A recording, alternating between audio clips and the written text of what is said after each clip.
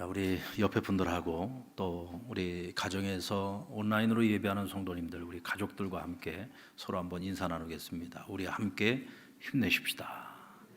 우리 함께 힘내십시다. 오늘 본문의 말씀은 가브리엘 천사가 마리아에게 찾아와서 회임을 알리는 수태고지 장면을 기록하고 있습니다. 자, 만약에 마리아가 요셉과 정혼을 하고 약혼만 한 것이 아니라 만약 결혼까지 이미 한 상태라고 한다면 이 수태고지 소식은 정말 이 가정에게 있어서 최고의 기쁜 희소식이었을 겁니다. 그렇지 않겠습니까? 결혼을 하고 또 자녀를 기다리고 있는데 이 자녀가 보통 자녀가 아니란 말이죠.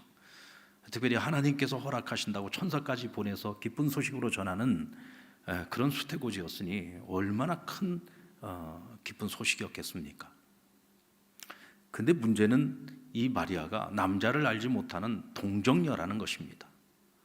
약혼은 했습니다. 정혼자가 있습니다. 그러나 아직 남자를 모릅니다. 정혼자인 요셉과 잠자리를 한 적이 없어요. 그런데 아이를 가질 거라고 오늘 천사로부터 수태고지를 들은 겁니다. 얼마나 황당했겠습니까? 게다가 그 낳을 아이가 하나님의 자녀라고 말을 들었습니다. 아니, 내가 대체 뭔데 내가 하나님의 아들을 잉태한다는 얘기야.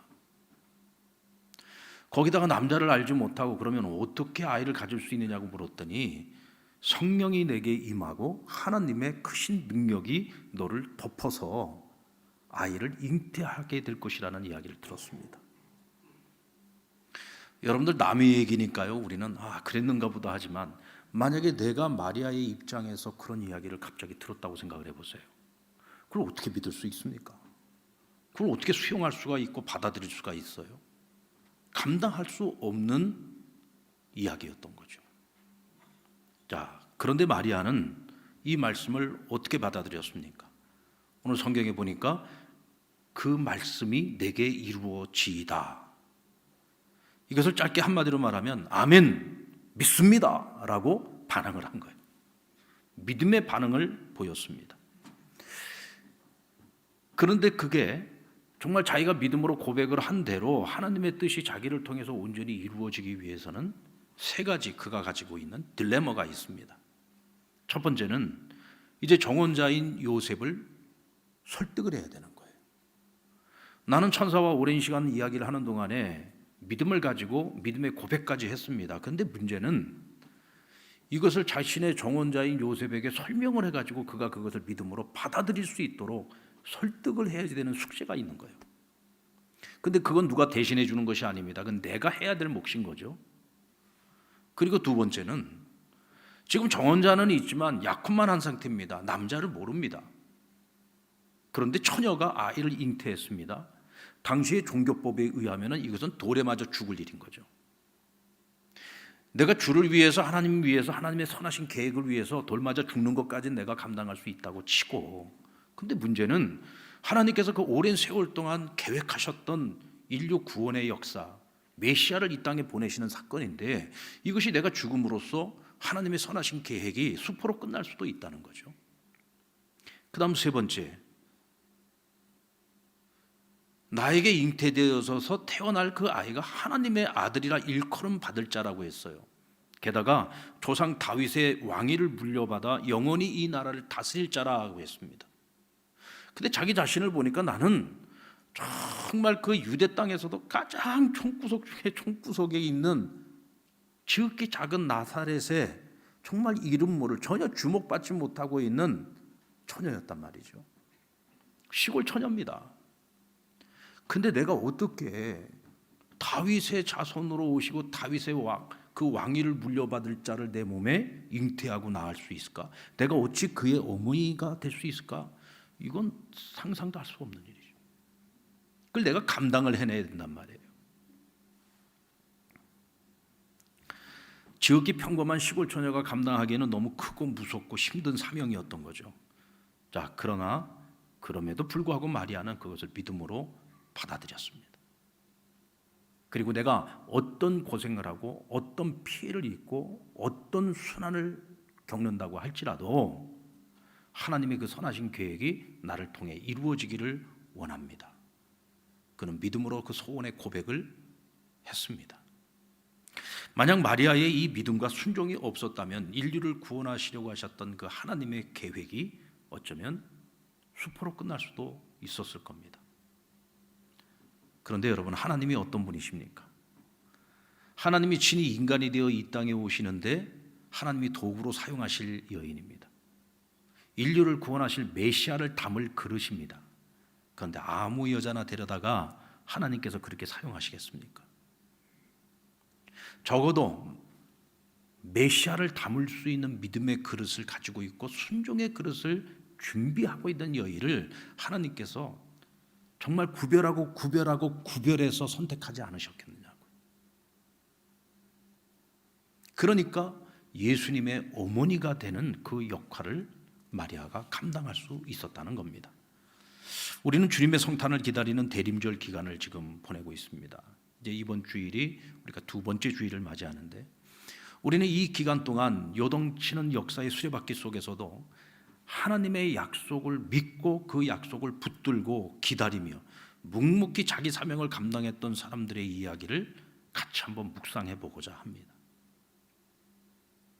그리고 오늘 이 시대를 살아가고 있는 저와 여러분은 이미 오셨던 예수 그리스도가 아니라 이제는 다시 오실 예수 그리스도 제2의 성탄을 기다리며 살아가고 있는 그리스도인들이죠. 자, 그렇다면 언제 오실지 모르는 그 예수님을 우리가 어떤 마음을 가지고 어떤 믿음을 가지고 기다려야 할 것인가를 오늘 이 시간을 통해서 함께 배워보고자 합니다. 하나님께서는 왜 마리아를 성탄의 마중물로 삼으셨을까요? 우리가 그 진리를 깨닫는다면 다시 오실 주님을 기다리는 우리가 어떤 믿음을 준비해야 될지를 알 수가 있겠죠. 마리아는 생각이 깊은 여인이었습니다. 생각이 참 깊은 여인이었습니다. 가브리엘 천사가 마리아에게 찾아와서 제일 먼저 던진 인사가 뭡니까? 은혜 입은 자요. 그리고는 그에게 평안을 빌어주고 주님이 너와 함께 하시기를 원하노라. 그에게 축복을 빌어주었습니다.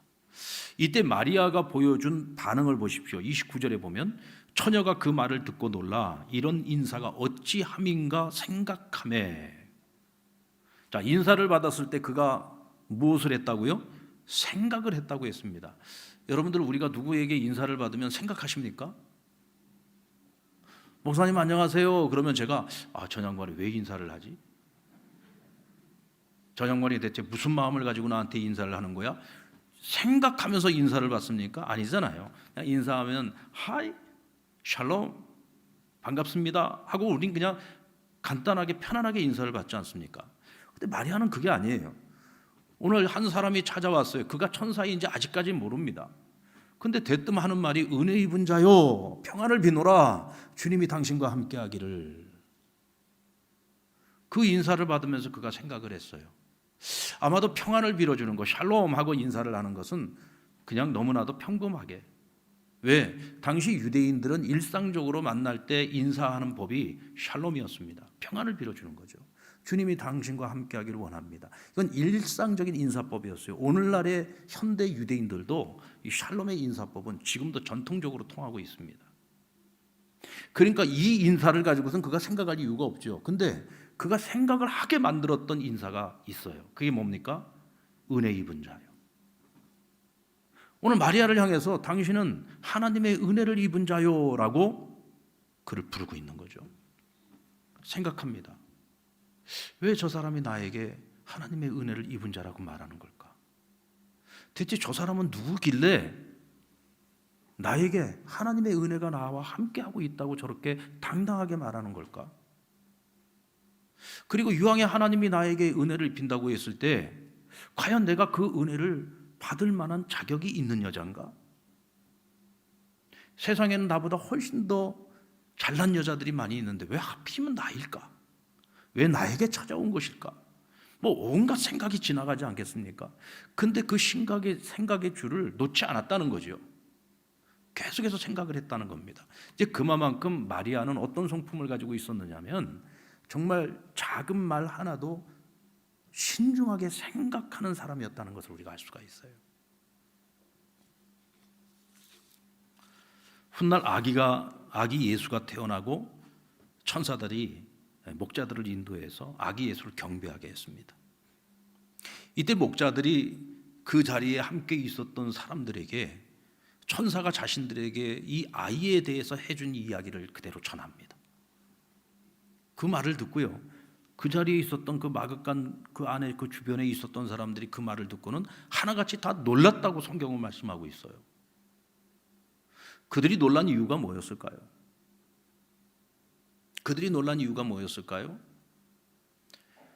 정말 이 어린 아기가 우리를 구원할 하나님이 보내신 구세주구나, 메시아구나, 우리에게 평화를 가져다 줄 자이구나, 그런 믿음이 생겨가지고 놀란 것일까요? 목자들이 전한 말은 두 가지였습니다. 첫 번째는 이 아이의 탄생은 온 백성에게 미칠 큰 기쁨의 좋은 소식이다라고 하는 것이었고, 또 하나는 하늘에서는 하나님께 영광이요, 땅에서는 하나님이 기뻐하시는 자들 중에 평화로다. 근데 이 사람들이 놀란 건요, 너무 안 맞는 거예요. 지금 그들이 보고 있는 이 아이는 제대로 된 집도 아니고 마구간에서 태어났습니다. 게다가 강보에 씌어가지고 지금 누일 곳이 없어서 말 구유에다가, 지금 말 먹이통에다가 지금 이 아이를 눕혀놨어요. 정말 이 작고 보잘것없는 이 아이가 정말 우리에게 구원을 가져다줘? 우리에게 평화를 가져다 줄 수 있단 말이야? 정말 우리가 그 오랜 세월 동안 기다렸던 메시아가 이 한낱 이 어린아이란 말이야? 이게 도저히 자신들의 눈으로 보고 믿어지질 않는 거예요. 그러니까 놀라기는 했어요. 그런데 그 말이 자신들의 삶에 전혀 영향을 미치지 못했다는 것을 우리는 알고 있습니다. 근데 여러분, 유일하게 한 사람은 다른 반응을 보였습니다. 누가복음 2장 19절에 보면 마리아는 이 모든 말을 마음에 새기어 생각하였다 그랬어요. 여기서도 우리가 주목해 봐야 될 것은 그가 생각했다는 거예요. 다른 사람들은 다 놀라고 끝났어요. 근데 마리아는 그 말을 마음에 새기고 생각했다 그랬어요. 천사가 전하는 말도, 오늘 이 목자들이 전하는 말도 그 어떤 말도 흘려버리지 않았습니다. 마음에 새기고 그것을 기억했다고 했어요. 대체 무슨 생각을 했을까요? 천사로부터 수태고지를 들었고 믿음을 따라 순종을 해서 결국은 아기 예수가 탄생을 했습니다. 그런데 오늘 목자들이 전하는 말을 들어보니 이 아이는 단지 이스라엘만을 위해서 온 것이 아니라 이 세상의 모든 백성들에게 하나님이 주시는 기쁨의 선물이라는 거죠. 뿐만 아니라 이 세상에 평화를 가지고 올 자라는 거예요. 여러분, 그 사명이 너무 크지 않습니까? 이제 방금 태어난 아이인데 이 아이가 세상을 구원할 자예요. 메시아예요.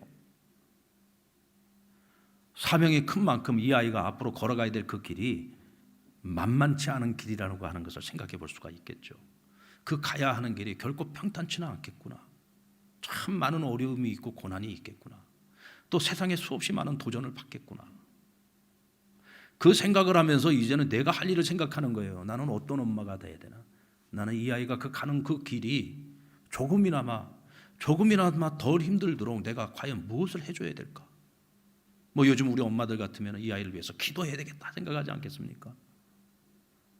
우리가 가정에서 늘 가정 예배를 드리면서 정말 하나님의 자녀로 사명 있는 삶을 살아갈 수 있도록 도와야 되겠구나. 그런 나름대로의 생각을 하지 않았겠어요? 마리아도 역시 마찬가지입니다. 생각하면서 내가 해야 할 일을 생각하는 거예요.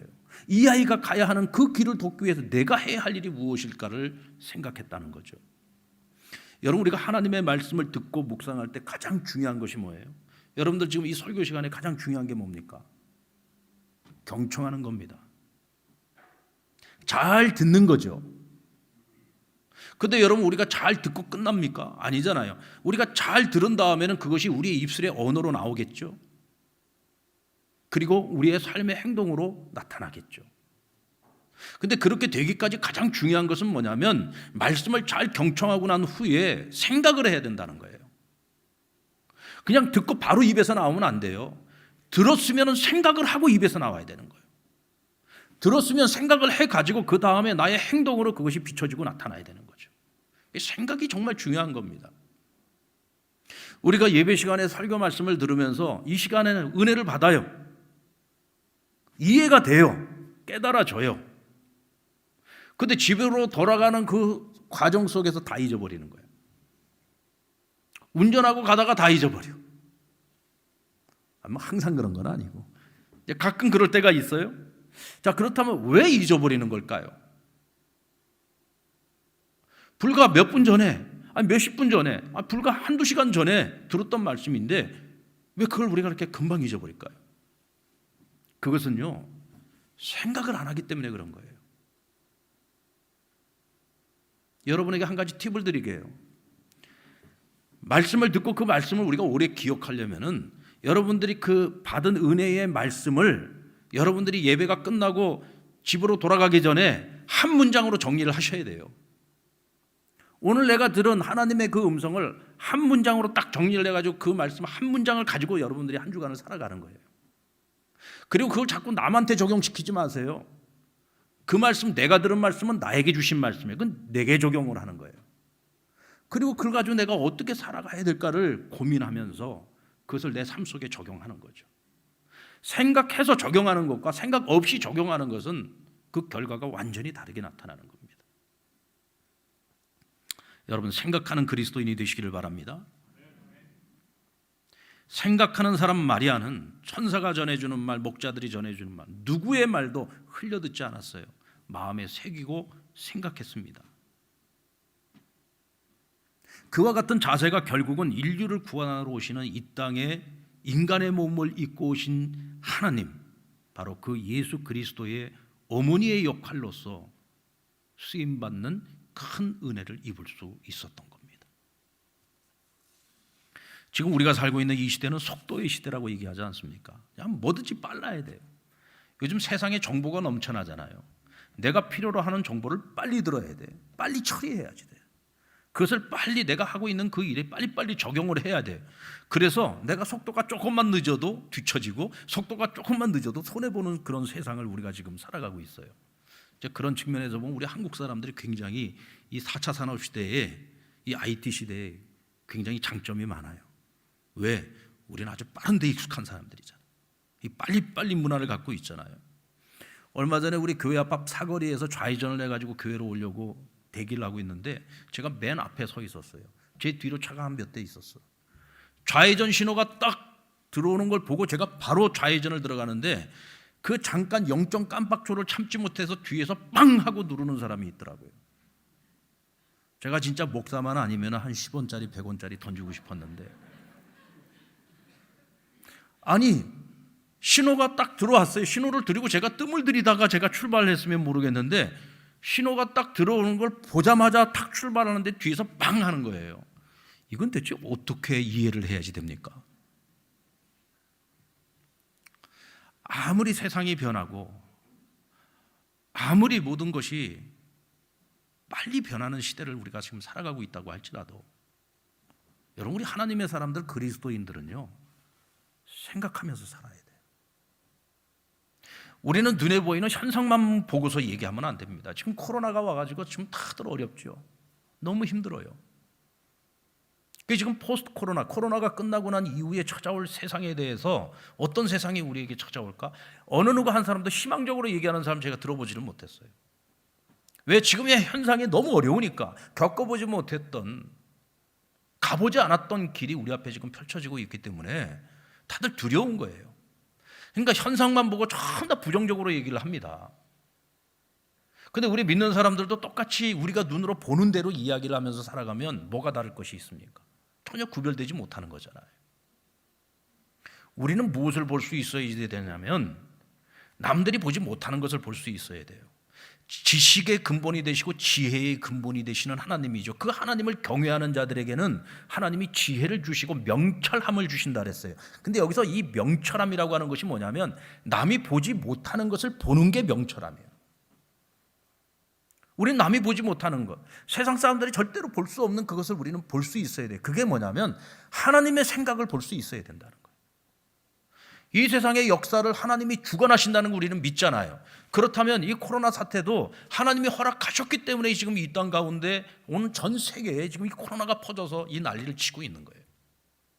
그렇다면 하나님이 이것을 허락하셨을 때는 여기에 분명 하나님이 생각을 가지고 하시지 않겠습니까? 그래서 우리는 그 하나님의 생각을 읽어낼 수 있어야 되는 거예요. 왜 하나님께서 이런 환난을 통해서 대체 뭘 원하시는 건가? 이 세상에 어떤 방향으로 어떻게 변화되기를 원하시는 것인가? 그리고 이런 세상 속에서 우리 그리스도인들이 어떤 사명을 감당하고 어떤 책임을 감당하기를 원하시는가? 우리는 그것을 읽어낼 수 있어야 돼요. 이것을 읽어낼 수 있는 그리스도인들이 절망하고 낙심하고 있는 이 세상에 대해서 희망을 줄 수 있고 소망을 줄 수 있는 거예요. 아멘입니까? 그래서 오늘 우리는 생각하는 그리스도인이 되어야 될 사명이 있다는 거예요. 그래서 우리의 믿음도 그냥 단순한 믿음이 아니라 생각하는 믿음을 가질 수 있어야 됩니다. 이때 우리도 마리아처럼 말이 안 돼요. 이해가 안 돼요. 그래도 하나님이 말씀하시니 그 말씀이 내게 이루어지기를 원하나이다 라고 하는 이 고백의 자리에 설 수 있는 것입니다. 하나님의 말씀을 마음에 새기고 생각하는 이 마리아의 모습은 결국 믿음과 순종이라고 하는 결과를 가져오게 되죠.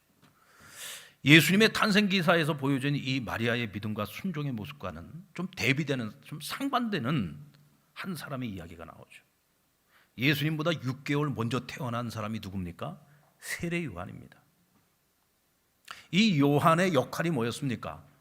이 땅을 구원하시기 위해서 오시는 예수 그리스도의 오시는 그 길을 준비하는 자, 예비하는 자의 사명을 가지고 이 땅에 먼저 왔습니다. 그는 여인이 낳은 자들 중에 가장 큰 자요, 선지자보다도 더 큰 자라고 하나님께서는 그를 인정해 주셨죠. 아무 가정에나 보내지 않습니다.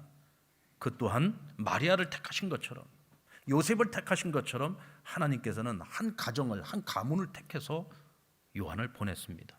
바로 제사장 사가랴의 가정입니다.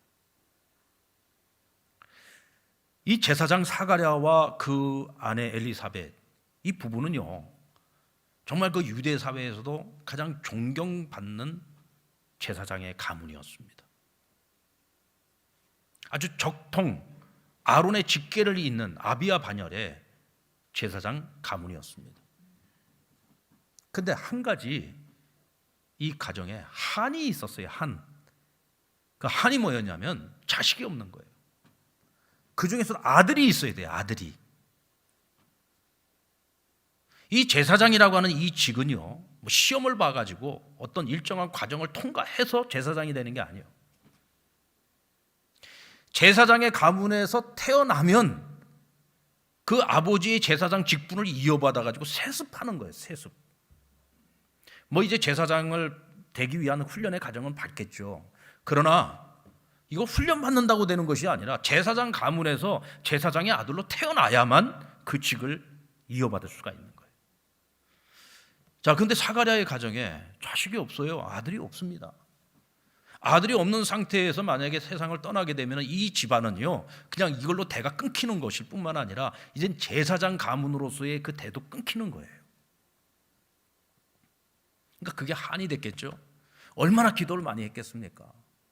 하나님, 제게 좀 아들을 주십시오. 내 이 제사장직을 물려받아서 우리 가문이 계속해서 하나님을 좀 섬길 수 있게 해주십시오. 얼마나 기도를 많이 했겠어요. 근데 하나님이 다 늙도록 아들을 안 주신 거예요.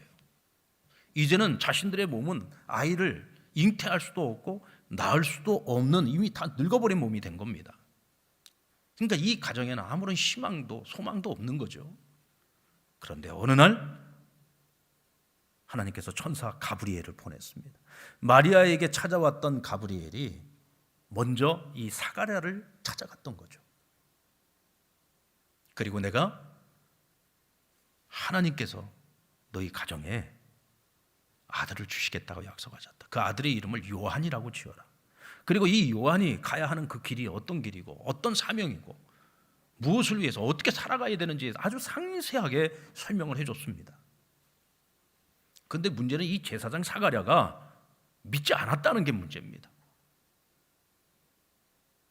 그는 제사장입니다. 이스라엘 사람들 가운데 이 유대 공동체에서 누구보다도 하나님의 말씀, 성경을 가장 잘 아는 사람이죠.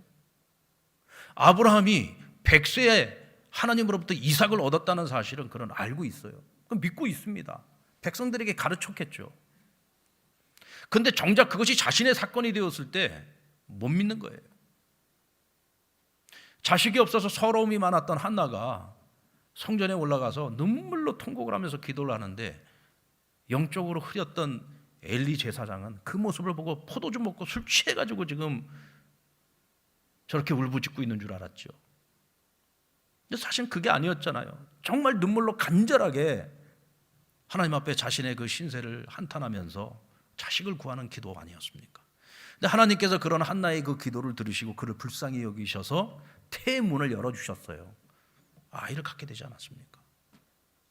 하나님께서 하시면은 능치 못할 일이 없다라고 하는 것을 누구보다도 잘 아는 사람이 그렇게 오랜 세월을 기도를 해왔어요. 단지 타이밍만 맞지 않았을 뿐이죠.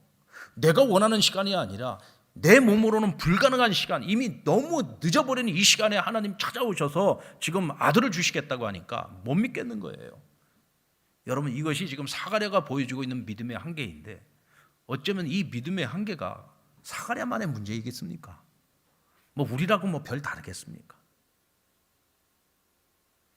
내가 생각한 시간, 내가 생각하는 그 타이밍에 하나님께서 찾아오지 않으면은 우리는 하나님 나를 버렸다, 하나님 나를 잊으셨다, 그거는 그냥 하나님께 불평하고 원망할 때가 많이 있잖아요.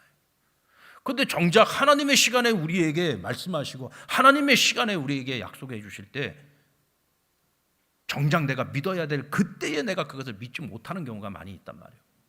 그래서 여러분, 이 믿음이라고 하는 것은요, 뚜껑 열어봐야 하는 겁니다. 평상시에 아무리 믿음이 많은 것 같아도요, 결정적인 순간에 내가 믿음의 행동을 취하지 못하면은 그건 믿음이 없는 거예요. 믿음은 뚜껑 열어봐야지 아는 거죠. 막상 뚜껑을 열어보니까 이 사가랴의 믿음과 이 한나 시골 처녀였던 마리아의 믿음이 너무 차이가 나잖아요. 하나님 보시기에 누구의 믿음이 큰 겁니까? 사가랴의 믿음보다도 마리아의 믿음이 더 큰 거예요. 세상적인 관점에서 보면 당연히 제사장의 믿음이 훨씬 더 크리라고 생각을 했겠죠. 아니요. 이 한나 보잘것없는 이 시골 처녀 마리아의 믿음이 하나님 보시기엔 훨씬 더 성숙했던 거예요. 믿지를 않으니까 가브리엘 천사가, 내 이름이 가브리엘이야. 가브리엘 천사의 소명이 뭡니까? 기쁜 소식을 전하는 자잖아요. 그렇게까지 얘기를 해주는데도 안 믿습니다. 그래서 그에게 내려진 징벌이 뭐였습니까? 아이가 태어날 때까지 말을 못하는 벙어리가 되는 징벌이 내려지죠. 여러분, 제사장이 백성들을 축복하는 사람인데 말을 못해요. 그거 얼마나 수치스러운 일입니까? 멀쩡했던 사람이 제사 드리고 나와가지고 갑자기 말을 못해요. 결국은 그것이 하나님의 그 약속이 진실이라고 하는 것 하나의 증거로서 보여주신 것이긴 하지만 왜 그런 일을 겪어야 됩니까? 믿었으면 그런 일을 겪을 일도 없잖아요. 하나님 보실 때 누구의 믿음이 더 큽니까? 우리가 겹겹으로 싸고 있는 우리의 그런 가면들, 그것이 내가 굉장히 믿음 있는 것이냐, 그것이 포장이 될 수는 있지만 정작 하나님 앞에서 뚜껑을 딱 열었을 때는 진실이 다 드러나고 마는 거죠. 자, 그렇다면 마리아의 신앙은 어떤 신앙이었을까요? 여러분, 마리아의 신앙은요, 청지기적 신앙입니다. 우리 38절 말씀을 같이 한번 보겠습니다. 38절 말씀 같이 한번 읽겠습니다. 시작. 마리아가 이르되 주의 여종이 오니 말씀대로 내게 이루어지이다 하매 천사가 떠나가니라. 주의 말씀대로 내게 이루어지이다. 왜? 나는 당신의 여종이 오니 그랬어요. 나는 당신의 종입니다. 그러니까 하나님은 나의 주인인 거예요. 하나님 주인이고 나는 종이에요.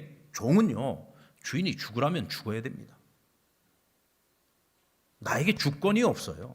나에 대한 절대 주권을 하나님이 가지고 계시는 거예요. 그러니까 하나님의 이 선하신 계획이 이루어지기 위해서 내가 희생을 당해도 좋습니다, 이 뜻입니다. 내가 죽어도 좋습니다, 이 뜻이에요. 내가 어떤 고난도, 어떤 환난도 제가 다 감당하겠습니다. 왜? 나는 당신의 여종이니까. 이게 정직이적 신앙이죠.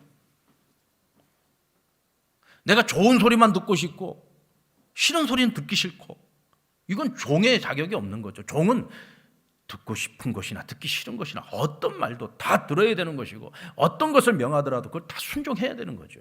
절대 순종. 이게 종의 책임이고 종의 사명인 겁니다. 마리아에게는 그 믿음이 있었어요.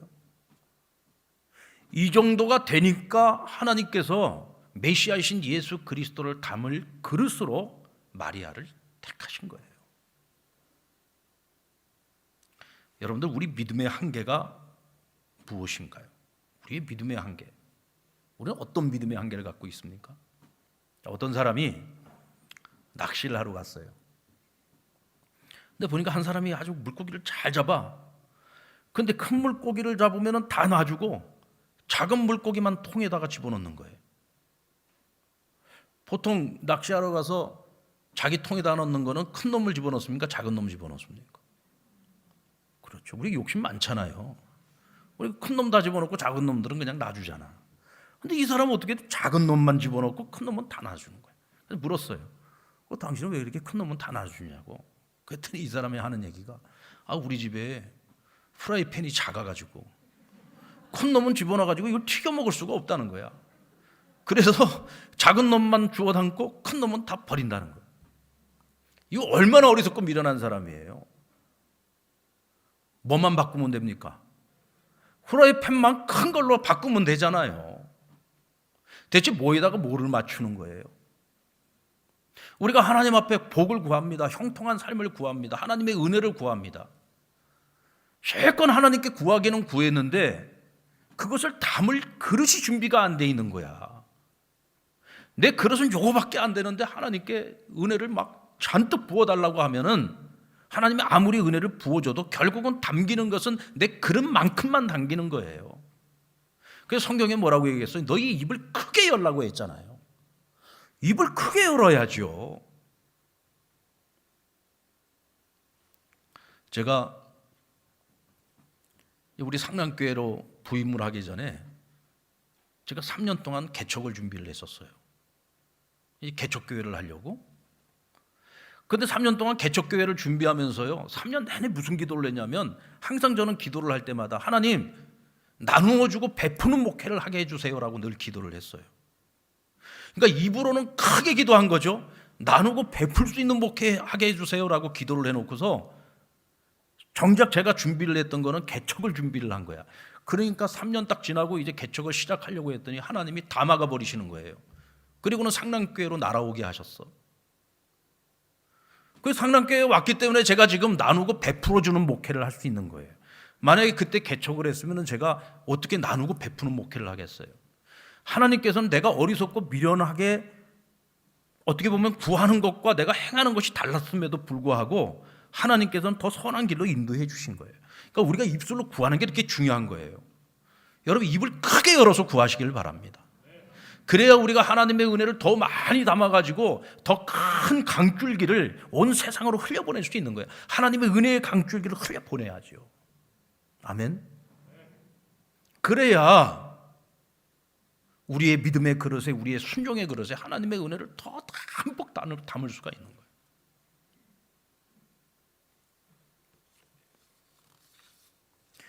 마리아는 하나님의 아들을 담아내는 그릇이었습니다. 그러니까 세상에 그 어떤 그릇보다도 크고 깨끗한 그릇이어야 했던 거죠. 우리가 어디서 사느냐? 우리가 사회적 지위를, 어떤 지위를 가지고 있느냐? 우리가 얼마나 배웠냐 못 배웠냐? 얼마나 가졌냐 못 가졌냐? 사람들한테 인정을 받냐 못 받냐? 이런 거는 사람들의 관점에서 보는 것이지 하나님의 관점에서 볼 때 이런 거는 아무 의미가 없어요. 오로지 하나님이 보시는 관점은 한 가지입니다. 너가 어떤 믿음을 가졌느냐? 너는 과연 내가 너에게 주는 그 사명을 담을 만한 믿음의 그릇을 준비했느냐? 순종의 그릇을 준비했느냐? 이것만 보시면 되는 거예요. 여러분, 우리가 지금 성탄을 기다리는 대림절 기간을 보냈는데 우리는 이미 오신 예수님을 맞이하는 대림이 아니에요. 이미 예수님은 오셨어요. 이미 오셔가지고 인류 구원의 모든 사역을 대업을 다 이루셨습니다. 그래서 오늘 저와 여러분이 있는 거잖아요. 이제 우리가 기다리는 성탄은 제2의 성탄, 다시 오실 예수 그리스도, 재림 예수님을 기다리는 그 시간을 우리는 지금 살아가고 있는 겁니다. 다시 오시는 예수 그리스도, 그분을 맞이하기 위해서 우리는 어떤 준비를 해야 됩니까? 여러분, 우리가 다 그리스도인이라고 해서 우리 모두가 다 새하늘과 새 땅 그 천국에 모든 사람이 다 들어갈까? 전 그렇지 않다고 생각합니다. 예수님께서 비유로 말씀해 주셨잖아요. 10명의 처녀가 다 똑같이 초청을 받았는데 결국은 깨어 준비한, 기름을 준비하고 있었던 슬기로운 5 처녀만 천국 잔치에 들어갔어요. 마리아가 그냥 간택이 됐을까요? 하나님께서 아마 예루살렘에도 가보셨을 거예요. 예루살렘의 귀족 집안에도 가보고 제사장 집안에도 가보고 다 가보셨을 거예요. 다 가봐도 그만한 믿음이 없어요. 이스라엘의 여러 지역을 다 둘러봐, 어디를 둘러봐도 그만한 믿음이 없어. 근데 쫙 청구성 나사렛을 가봤더니 거기 한 시골 처녀가 하나 있는데, 아이고 이게 참, 그를 둘러싸고 있는 환경이나 그가 가진 신분이나 여러 가지를 따져보면 이건 도저히 감이 안 돼. 그런데 그가 가진 믿음은 세상에 누구의 믿음보다도 큰 믿음을 갖고 있는 거예요.